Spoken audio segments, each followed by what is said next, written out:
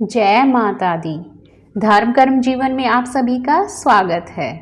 शीतला माता की कृपा आप पर, आपके परिवार पर सदा बनी रहे। आप स्वस्थ और खुशहाल रहें।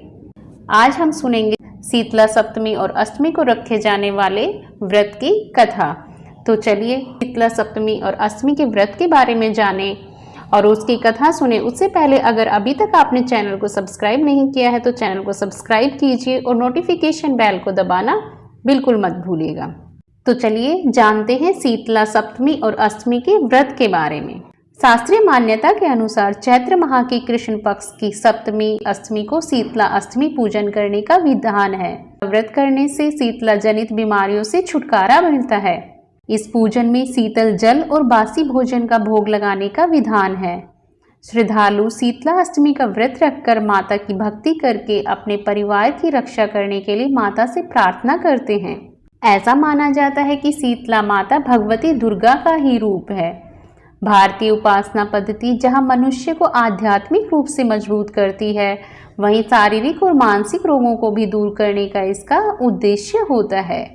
कहा जाता है कि गर्मी के दिनों में शरीर में अनेक प्रकार के पित्त विकार भी प्रारंभ हो जाते हैं।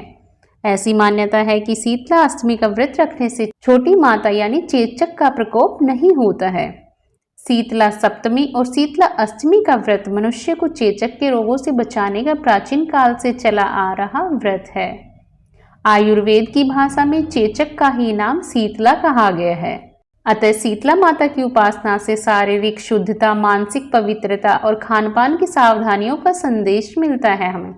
इस व्रत में अष्टमी के दिन कलश स्थापित कर माता का पूजन किया जाता है तथा प्रार्थना की जाती है कि चेचक, गलघोटू, बड़ी माता, छोटी माता, तीव्र दाह, दुर्गंध युक्त फोड़े, नेत्र रोग और शीतल जनित सभी प्रकार के दोष शीतला माता की आराधना पूजा से दूर हो जाएं। इस दिन शीतला स्तोत्र का पाठ शीतल जनित व्याधि से पीड़ितों के लिए हितकारी होता है। स्तोत्र में यह स्पष्ट उल्लेख है कि शीतला दिगंबर है, गर्दभ यानी गधे पर आरूढ़ है, शूप, मार्जनी और नीम पत्तों से अलंकृत है। इस अवसर पर शीतला मां का पाठ करके निरोग होने के लिए प्रार्थना की जाती है।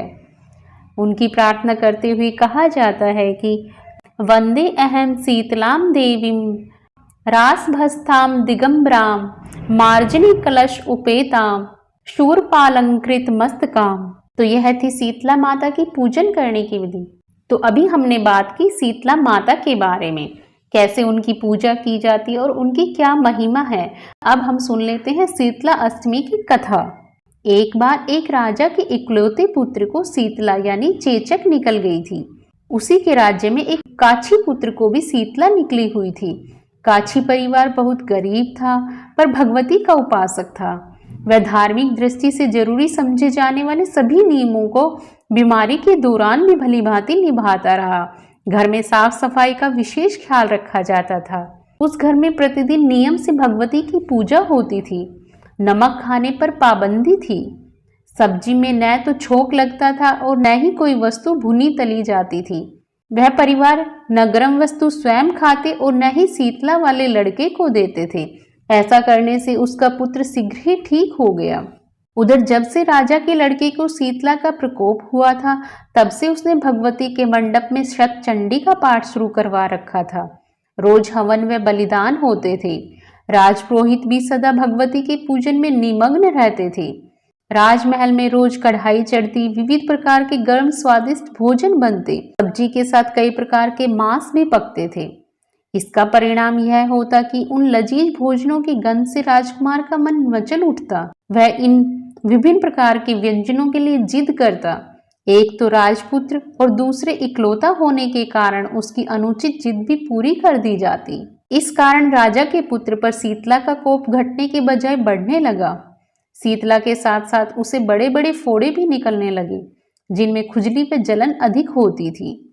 शीतला की शांति के लिए राजा जितने भी उपाय करता, शीतला का प्रकोप उतना ही बढ़ता जाता, क्योंकि अज्ञानतावश राजा के यहाँ सभी कार्य उल्टे हो रहे थे। इससे राजा और अधिक परेशान हो उठा। उसकी समझ में नहीं आ रहा था कि इतना सब होने के बाद भी शीतला का प्रकोप शांत क्यों नहीं हो रहा है।